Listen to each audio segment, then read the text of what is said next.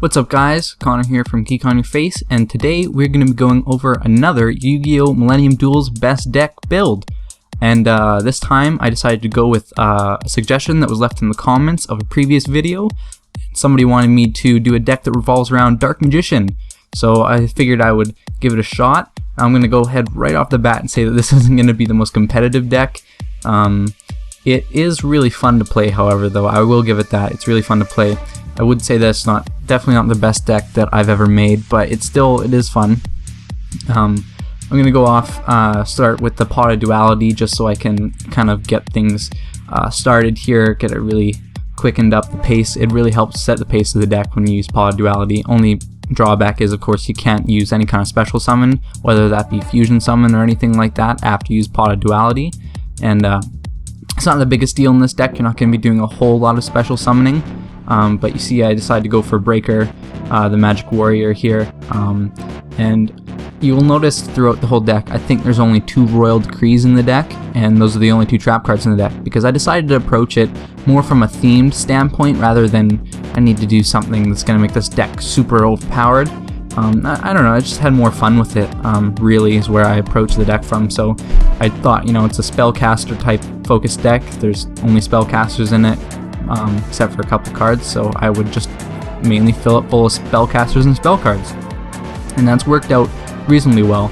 You see, Breaker gets destroyed by his stupid, really powerful Fusion Summon monster, but I get Soul Exchange, which is really lucky, because the beauty of Soul Exchange is you can just take his monster and it's gone now, and I get a Dark Magician Girl, and as well, because I have a Sage Stone spell card in there, I can summon a Dark Magician to my side of the field, which basically, that's just almost game right there. The way this deck works, though, is it's not completely a Dark Magician deck. It is it's a fusion. It's meant to be a fusion deck where you use Dark Magician and Buster Blader to fusion summon Dark Paladin. And the reason why I did it like that is because Dark Magician Girl really shines when you don't have Dark Magician on the field. Funnily enough, as that is. So what this allows you to do is when you fusion summon, you're getting rid of a Dark Magician. And then, there you go, you already have a powered up Dark Magician Girl, as well as a Dark Paladin on the field. That's pretty crazy amount of damage that you're getting from that, because every Dark Magician that's in the graveyard, Dark Magician Girl gets 300 attack, and you can fusion summon multiple times, right? So you're gonna get a lot of bang for your buck, as far as that's concerned. Even if you got a couple more Dark Magician Girls on the field, it'd be even better. But you see here, I pick up the Buster Blader. Now it's important that you could really mess yourself up when you're fusion summoning. You definitely want to keep as many monsters on the field unless you have to fusion summon that. You see, I made sure that I picked the Dark Magician that was in my hand, not in the field. It's all about keeping as much damage on the field as you can. It's really important. Now the reason why Dark Paladin, I think, is the way to go for fusion summons in this deck is because, look at that. Originally 2,900 attack, goes all the way up to 3,400 because of one dragon that was in his graveyard. That's ridiculous. That's 500 extra attack points for a card that you destroyed however long ago, and it goes for any dragon that's on the field or in either opponent's graveyard.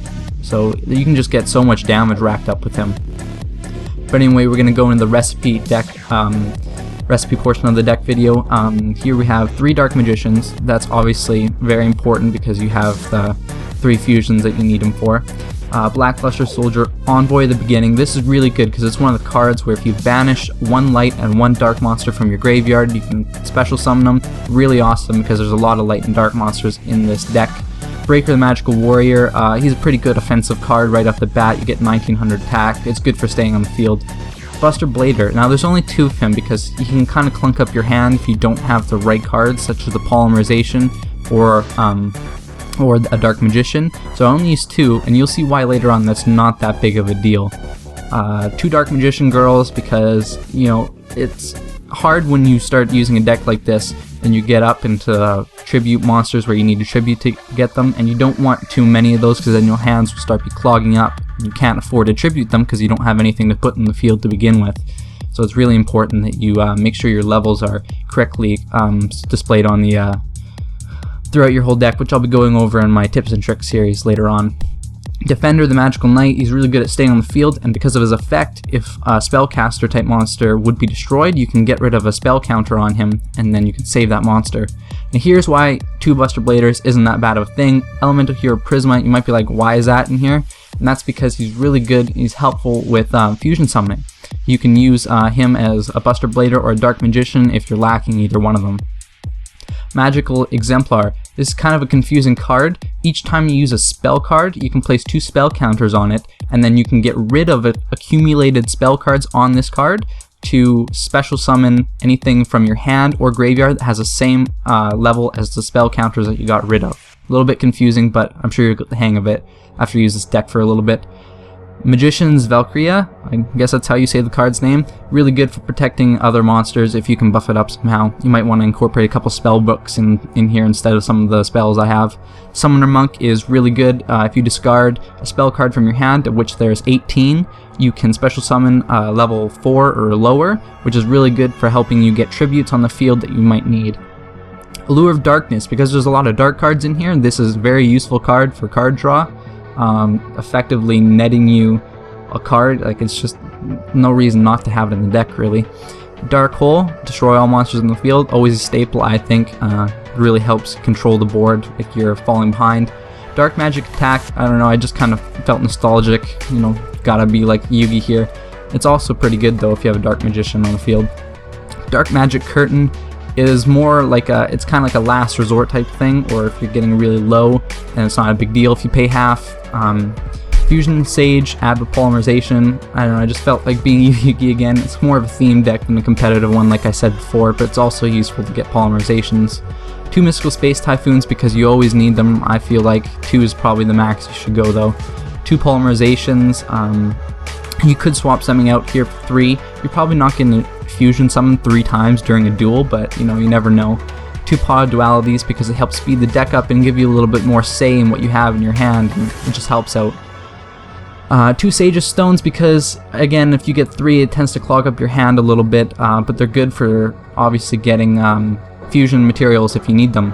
Secret Village of the Spellcasters. Since this deck is basically all Spellcasters, this is a really good card to have because it really limits what your opponent can do. Comboed with Royal Decree, they can't use any spell or trap cards, which is really awesome. And the only way they can get rid of this would be a monster card effect. 2 Soul Exchanges because they're ridiculously good cards and they help you out in almost all situations like you saw earlier. And then we have a Spell Absorption, and that really helps out with 18 spell cards in the deck. Think of all the life points that is if you get this card right off the bat. It's a little bit ridiculous to think of. And lastly, 2 Royal Decrees because I felt like I didn't want to rely on traps for this video. It's a spellcaster type deck, so you should have lots of spells. So I didn't really want to rely on Mirror Force or anything like that. These are just to help protect against cards like that when you have it set up nice. But yeah, that's going to do it for this video. I hope you guys liked it. Feel free to comment below any other deck builds you want me to do, and I will definitely get to them. But other than that, I will see you guys next time, and yeah, bye.